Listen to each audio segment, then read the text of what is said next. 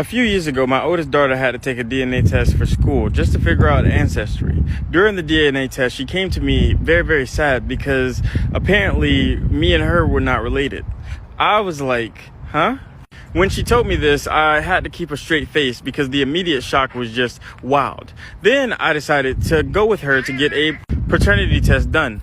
When we got the paternity test done, it was also concluded that I was not her father. At this point, I was shocked.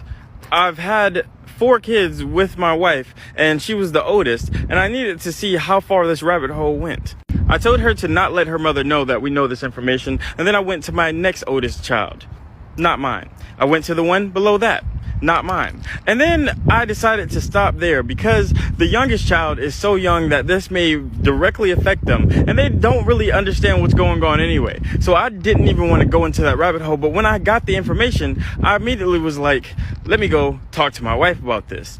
So, like always, she didn't take responsibility or any type of accountability, and she said, how are you going to believe your wife over these tests? I was like, are you serious?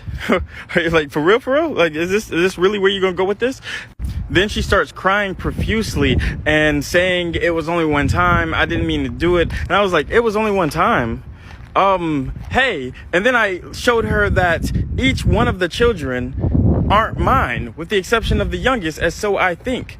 That's when it dawned on me that it was one time, multiple times. And then when we looked, each one of the children had different baby fathers. And somehow that made it even worse because it wasn't just one person you was cheating on me with. This is a habitual thing with multiple different people that you probably don't know about. And I'm taking care of their kids. They're my kids. They're my kids. I've raised each and every one of them from a super young age. And they stood by me through this whole situation. But to think that she's not who she said she was, because up until that situation, I thought we had a great marriage. I thought we had a great life. I thought everything was going good.